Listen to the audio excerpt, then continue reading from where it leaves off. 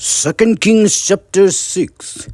The group of prophets said to Elisha, "We are staying in that place over there, but it is too small for us. Let's go to the Jordan River and cut some wood. Each of us will get a log and we will build a place to live there." Elisha answered, "Fine, go and do it."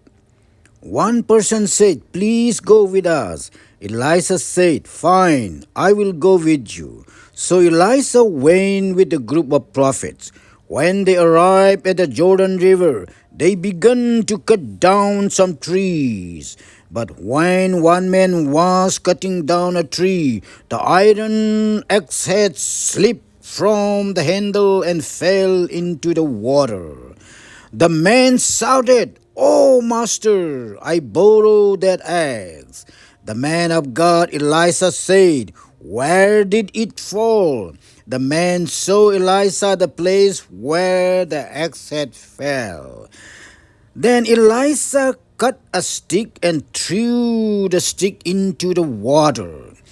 The stick made the iron axe head float. Elisha said, "Pick up the axe head." Then the man reached out and took the axe head. The king of Aram was making war against Israel. He had a council meeting with his army officers. He said, "Hide in this place and attack the Israelites when they come by." But the man of God Elisha sent a message to the king of Israel. Elisha said, "Be careful. Don't go by that place. That Aramean soldiers are hiding there." The king of Israel sent a message to his men at the place that the man of God Elisha warned him about. And the king of Israel saved quite a few men. The king of Aram was very upset about this. The king of Aram called his army officers and said to them, "Tell me who is spying for the king of Israel." One of the officers of the king of Aram said, "My lord and king, not one of us is a spy.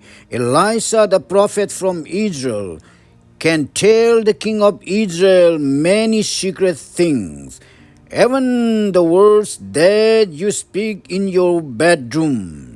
The king of Aram said, "Fine, Elisha and I will send men to catch him."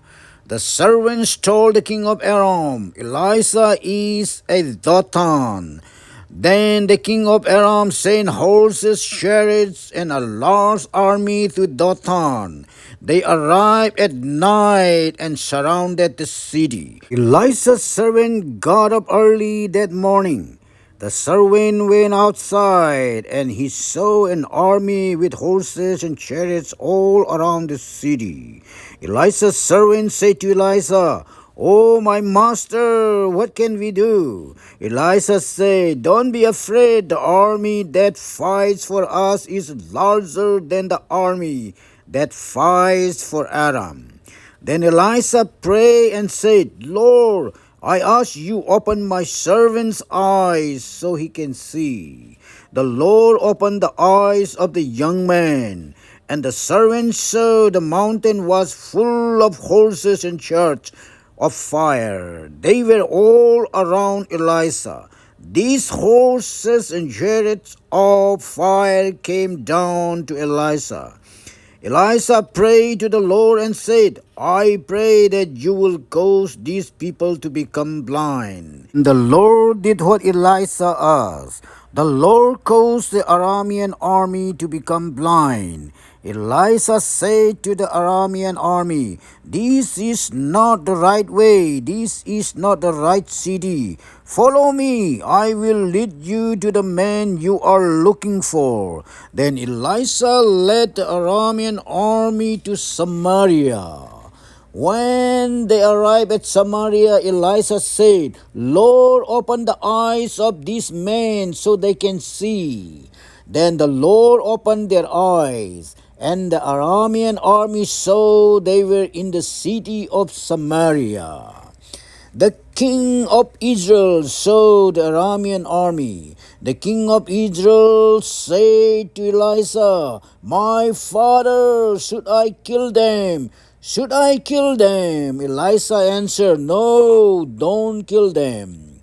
You would not kill people that you capture in war with your sword and with your bow and arrows. Give the Aramean army some bread and water. Let them eat and drink. Then let them go home to their master." The king of Israel prepared much food for the Aramean army. The Aramean army ate and drank.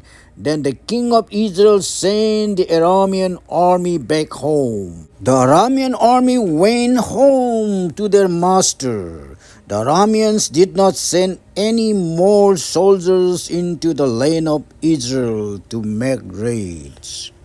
After this happened, Ben-Hadad, king of Aram, gathered all his army and went to surround and attack the city of Samaria. The soldiers would not let people bring food into the city. So there was a time of terrible hunger in Samaria. It was so bad in Samaria that a donkey's head was sold for 80 pieces of silver, and 1 pint of dove's dung sold for 5 pieces of silver. The king of Israel was walking on the wall around the city. A woman shouted out to him. The woman said, "My lord and king, please help me." The king of Israel said, "If the Lord does not help you, how can I help you? I have nothing to give to you. There is no grain from the threshing floor, or wine from the winepress." Then the king of Israel said to the women, "What is your trouble?" The women answered, "These women said to me, 'Give me your son so that we can kill him and eat him today. Then we will eat my son tomorrow.' So we boiled my son and ate him. Then the next day I said to these women, 'Give me your son so we can kill him and eat him.' But she has hidden her son." When the king heard the women's words, he tore his clothes to show he was upset. As the king passed by on the wall, the people saw the king was wearing under his clothes the rough cloth that showed he was sad and upset. The king said, "May God punish me if the head of Elisha, son of Shaphat, is still on his body at the end of this day." The king sent a messenger to Elisha. Elisha was sitting in his house, and the elders, leaders were sitting with him. Before the messenger arrived, Elisha said to the elders, "Look, the son of a murderer, the king of Israel, is sending men to cut off my head. When the messenger arrives, shut the door. Hold the door and don't let him in." I heard the sound of his master's feet coming behind him.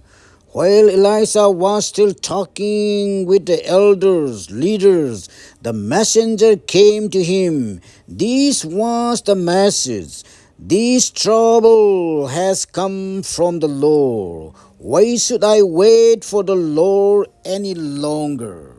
This is the word of God, ladies and gentlemen. Thank you everyone for coming. See you all soon.